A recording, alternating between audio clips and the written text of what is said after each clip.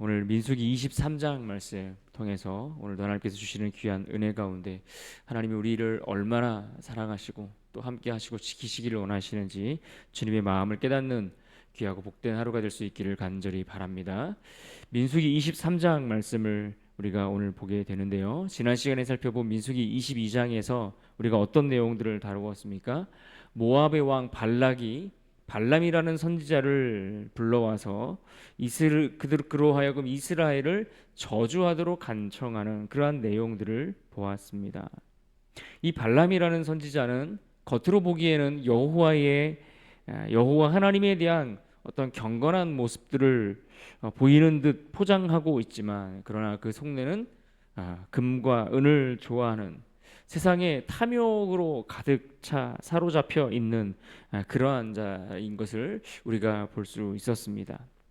발람은 발람이 발락에게 도달했을 때에 자신을 극진히 환대하고 대접하는 그 모습이 아마 은근히 마음에 들었을 것입니다.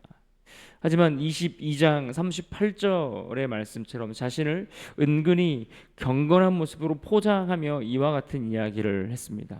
내가 오기는 하였으나 무엇을 말할 능력이 있으리까? 하나님이 내 입에 주시는 말씀 그것을 말할 뿐이니이다. 앞서 여호와의 칼을 들고 선 여호와의 사자를 그가 만나서 경고를 받았기 때문에 어쩌면 그의 죽음에 대한 두려움이 그에게 있었을 것입니다. 그러나 동시에 여전히 죄를 사랑하고 세상에 그 탐욕에 대해서 가득 사로잡혀 있는 이 두 가지 마음을 그는 동시에 품고 있는 것을 우리가 볼 수 있습니다. 그래서 성경은 이 발람이 보여주었던 이 모습에 대해서 항상 두 마음을 품은 자의 대표적인 모습을 이야기할 때 이 발람을 이야기하고 소개하는 것을 보게 되죠.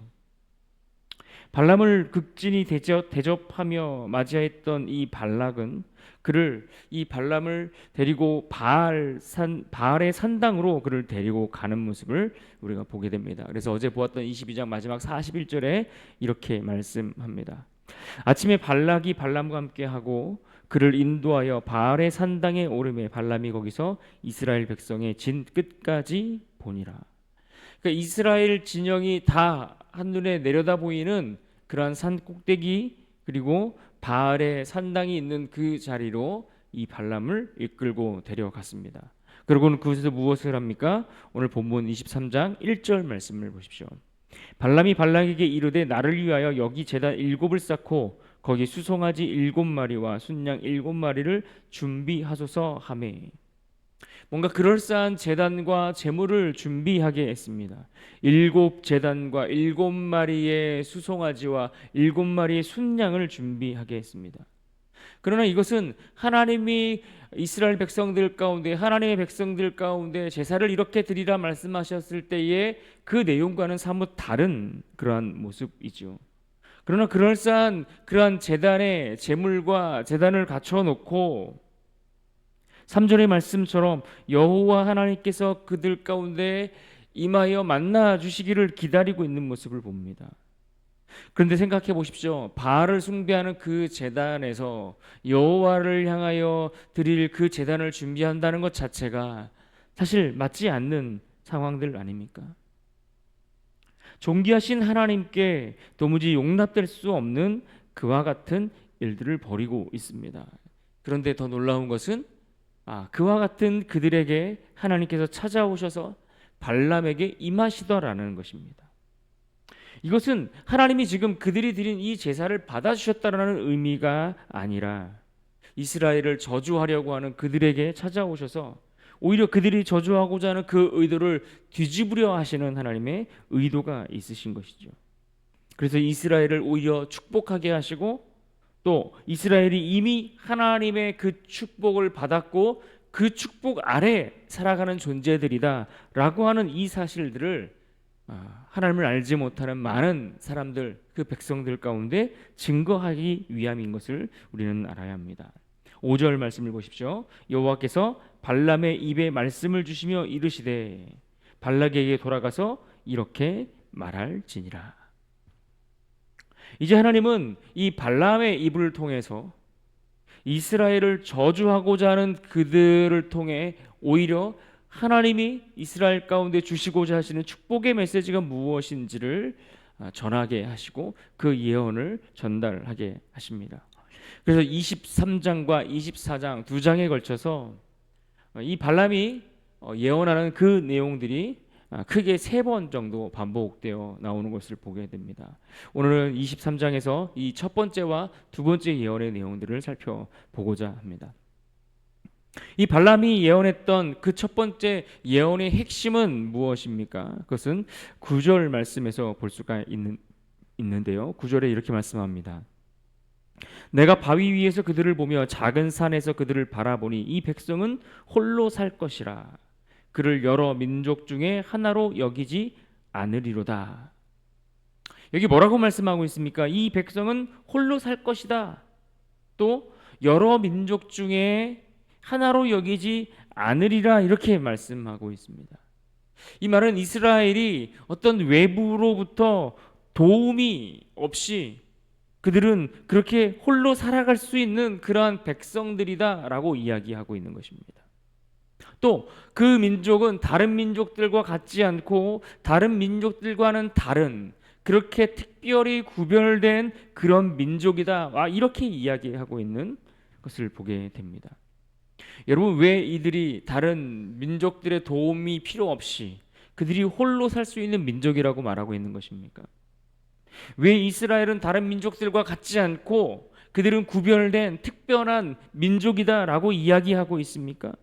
그들의 구별됨과 그들의 특별함이 어디로부터 어떻게 주어진 것입니까? 한마디로 이것은 하나님이 이스라엘 백성들 가운데 함께 하시기 때문이다라는 것을 이야기하는 것입니다.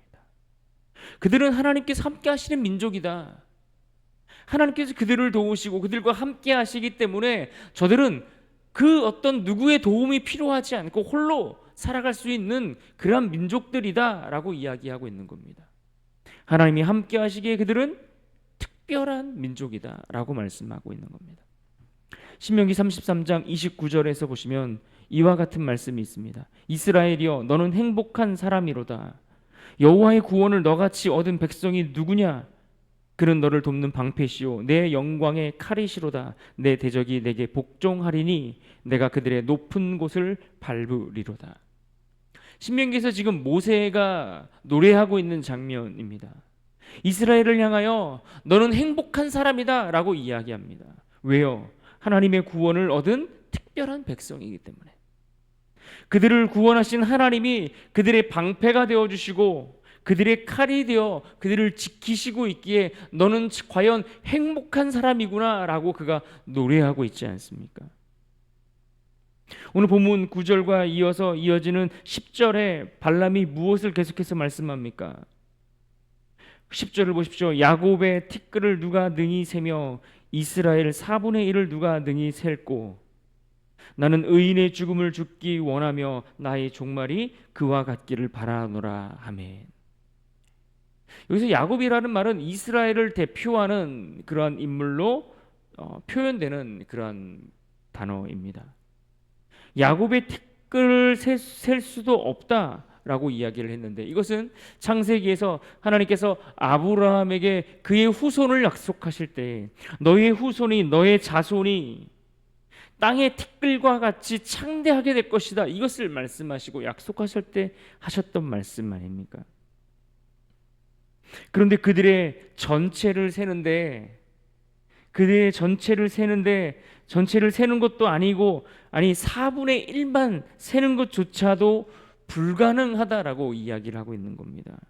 그러니까 그들이 복을 받아서 누리는 그 번성함과 그 축복이, 그 풍성함이 얼마나 넘쳐나는 것인지에 대해서 오히려 발람의 그 입을 통해 증언하고 계시는 것입니다. 그래서 발람이 뭐라고 말합니까? 이스라엘과 같은 그러한 의인들의 죽음이 과연 복된 종말을 예고하고 있는 것처럼 나도 그들과 같은 죽음을 맞이하고 싶다, 이렇게 고백하고 있는 것 아니겠습니까? 자기 자신도 이 야곱과 같은 종말을 맞게 되기를 바란다라고 이야기하고 있는 겁니다. 그러니 여러분, 이 말을 듣고 있는 이 모압 왕 발락이 어떻겠습니까? 너무나 어이없고 황당한 일 아니겠습니까? 아니, 너무나 기가 막히고 화가 났을 것입니다. 그래서 그는 11절에 이와 같이 말합니다. 발락이 발람에게 이르되 그대가 어찌 내게 이같이 행하였느냐? 나의 원수를 저주하라고 그대를 데려왔거늘 그대가 오히려 축복하였도다.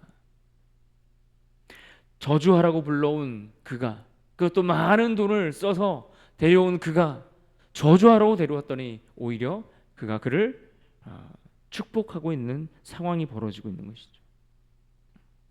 그래서 이번에는 이 발람을 데리고 장소를 옮겨가게 됩니다. 이 첫 번째 예언했던 그 장소가 이스라엘의 진영이 다 한눈에 보이는 그러한 산꼭대기라고 말씀드리지 않았습니까? 그러니까 이스라엘 백성의 그 진영이 다 들여다 보이는 곳이기 때문에 어쩌면 그들의 기에 눌려서 제대로 된 그 저주를 할 수 없었을 수 있겠다, 뭐 이런 생각을 그가 했던 것으로 보입니다. 그래서 이번에는 장소를 옮겨서 이스라엘의 진영이 끝부분만 보이는, 살짝 이스라엘이 보이는 그러한 곳으로 옮겨갑니다. 13절을 봅니다. 발락이 말하되 나와 함께 그들을 달리 볼 곳으로 가자. 거기서는 그들을 다 보지 못하고 그들의 끝만 보리니 거기서 나를 위하여 그들을 저주하라 하고. 그래서 이번엔 장소를 옮겨가서 발람의 두 번째 예언이 이어지게 됩니다. 이 발람이 예언하는 두 번째 예언의 내용들을 들여다보면 크게 두 가지 내용을 담고 있는데, 먼저 앞에서는 하나님이 어떠한 분이신지 그 하나님에 대한 속성을 언급하고 말하는 것을 보게 됩니다. 19절 말씀을 보십시오. 하나님이 어떤 분입니까? 이렇게 말합니다. 하나님은 사람이 아니시니 거짓말을 하지 않으시고 인생이 아니시니 후회가 없으시도다. 어찌 그 말씀하신 바를 행하지 않으시며 하신 말씀을 실행하지 않으시랴. 하나님은 어떤 분이라고 말하고 있습니까? 그분은 사람이 아니다라고 얘기하고 있습니다. 그는 사람과 같지 않다. 그는 사람이 아니시다. 그는 홀로 존재하는 하나님이시다. 이것을 이야기하고 있는 겁니다. 하나님과 우리와의 근본적인 차이가 무엇입니까? 하나님은 하나님이시고 우리는 인간이라는 것입니다. 이것이 우리와 하나님의 가장 결정적인 차이 아니겠습니까? 하나님은 우리를 지으신 창조주이시고 우리는 그가 만드신 백성이요 그가 지으신 피조물에 불과하다. 이것이 가장 근본적인 차이 아니겠습니까? 이것을 이야기하고 있는 겁니다. 그는 하나님이시고 우리는 인간이고 그는 인간과 사람과 같지 않은 분이시다. 그러니 어떻다는 겁니까? 사람과 같지 않고 우리와 같지 않으신 분이시니 당연히 사람처럼 거짓말을 하거나 사람처럼 진실하지 못하거나 사람처럼 늘 돌았으면 후회하는 그러한 모습을 보이거나 혹은 실수하거나 이런 분이 아니시다라고 그는 이야기하고 있는 겁니다. 그렇기 때문에 하나님이 하셨던 말씀, 그분이 이미 선언하셨고 그분이 이미 약속하셨고 그분이 명령하셨고 그분이 하셨던 그 말씀들, 그들이 약속하셨던 그 모든 약속의 말씀들은 결코 취소되거나 이것이 없었던 일로 사라지지 않는다라는 것을 이야기하는 겁니다. 신학주 발람을 통해서 전하고 있는 이 말씀의 핵심이 무엇입니까? 하나님은 그들과 함께하고 계신다라는 것 아니겠습니까? 이스라엘은 이미 하나님께서 함께 하시며 하나님께서 택하셨고 하나님께서 주시는 그 복을 이미 받은 존재들이다. 이것을 계속해서 이야기하고 있는 겁니다. 하나님의 약속의 땅을 그들에게 말씀하셨고 그 땅을 주시겠다 하나님께서 이미 선언하셨고 그들을 택하셨기 때문에 그들은 이미 복을 받은 존재들이기 때문에 그 받은 복이 무효가 될 수도 없고 그 말씀이 취소될 수도 없다라는 것을 이야기하고 있는 겁니다. 지금 발락왕 앞에 왜 이와 같은 하나님의 속성이 언급되고 있을까요? 지금 발락이 싸우고자 하는 그 이스라엘이 그 이스라엘과 함께 하시는 그 하나님이 어떠한 분인지를 알라라고 이야기하고 있는 겁니다. 지금 그가 싸우려는 이스라엘의 하나님이 어떤 분인지를 알고, 내가 싸우려는 상대가 얼마나 엄청난 분이신지를 알고, 과연 그분 앞에 이렇게 맞서려고 하는 것이 옳은가 생각해보라, 이것을 이야기하고 있는 것 아니겠습니까? 그러면서 이 두 번째 예언의 말씀이 이어지는데, 이미 복을 받은 그 이스라엘을 하나님이 어떻게 바라보고 계시는지에 대해서 이야기합니다. 21절을 보십시오. 야곱의 허물을 보지 아니하시며 이스라엘의 반역을 보지 아니하시는도다. 우리가 이 발락과 발람의 이야기를 시작하기 그 전까지 우리가 계속해서 광야에서 있었던 이야기들의 내용에 어떤 것들을 우리가 살펴보았습니까? 이스라엘이 끊임없이 반역하고 이스라엘이 무너지고 넘어지고 불순종하는 연약한 모습들을 우리가 계속 보지 않았습니까? 그런데 지금 하나님께서 이 발람을 통해서 하시는 말씀을 보면 야곱의 허물을 보지 않으신다. 그러니까 야곱이, 이스라엘이 연약함이 없는 것 아니고 그에게 허물이 없는 것 아니고 그들이 불순종하는 모습이 없었던 것 아니고 그들이 온전하지 않다라는 것을 하나님이 모르시지 않는다는 거예요. 알고 계시다라는 거예요. 우리의 넘어짐과 우리의 연약함과 우리의 부족함과 우리의 허물 많음을 하나님이 아신다는 거예요. 그렇게 허물이 없는 것 아니고 약함이나 흠이 없는 것 아니지만 그들의 그러한 허물과 약함을 하나님이 보시지 않는 것은 하나님이 그들을 택하셨기 때문이요, 그들을 거룩하게 하시겠다 하나님께서 약속하셨기 때문인 겁니다. 다른 것에 이유가 있지 않고 다른 어떤 특별한 이유가 있는 것이 아니라 하나님의 그 자비하심 때문에 그들에게 그와 같은 은혜가 흘러가고 있고 그러한 호의를 하나님께서 베풀고 계시다라는 이야기입니다. 그러니 그러한 은혜를 누리고 있는 백성들이니 하나님의 마음을 돌이킬 수 없고 그들을 저주할 수 없다라는 이야기입니다. 그러면서 계속해서 예언합니다. 22절입니다. 하나님이 그들을 애굽에서 인도하여 내셨으니 그의 힘이 들소와 같도다. 하나님의 힘이 그들을 돕고 계시니까, 하나님이 저들과 함께 하셔서 저들을 돕고 계시니까 그들의 힘이 마치 들소와 같다라고 표현하고 있는 겁니다.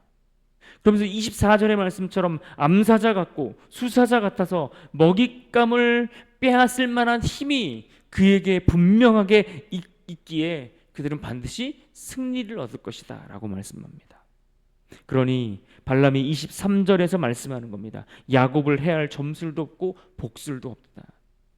내가 아무런 그 어떤 점술이나 마술이나 이런 것들을 다 동원해도 그 어떤 방법으로도 그들을 해할 수 있는 길이 없다라고 이야기합니다.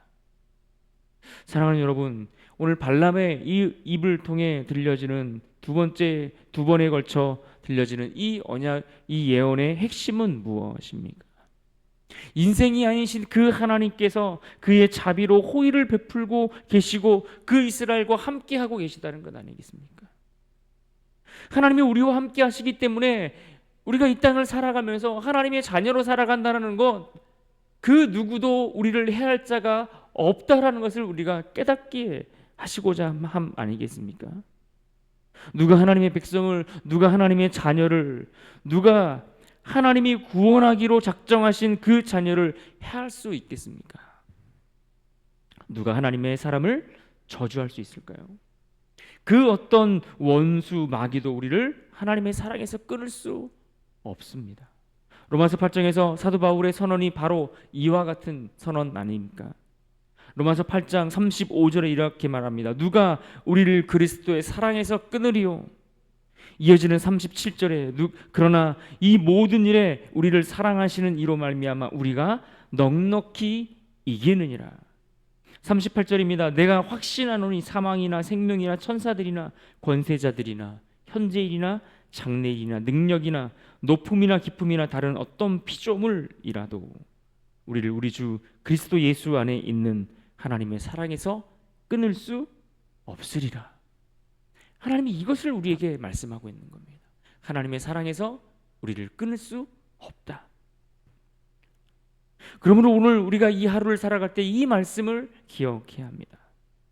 우리가 믿음으로 살아가려고 하는 이 세상에서 어찌하든지 세상은 우리를 끌어당기려고 할 것입니다. 믿음의 자리에서 경건의 삶을 살아가려고 애쓰는 그 자리에서 끌어당겨서 세상 가운데 주저앉도록, 그 믿음의 자리에서 엎어지도록 우리를 잡아당기는 것입니다. 순종하지 못하도록, 거룩한 삶을 살아가지 못하도록 우리를 부추기고 우리를 끌어당기는 것이죠. 그러나 우리를 사랑하기로 작정하시고 우리를 복주기로 작정하시고 너와 함께 하겠다 말씀하시는 그 하나님이 지금 우리와 함께 하심을 잊지 않기를 부탁드립니다.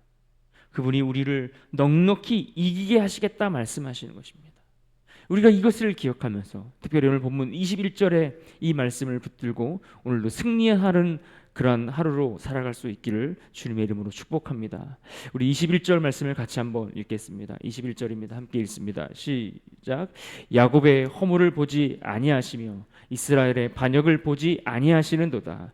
여호와 그들의 하나님이 그들과 함께 계시니 왕을 부르는 소리가 그들 중에 있도다. 아멘. 기도하겠습니다.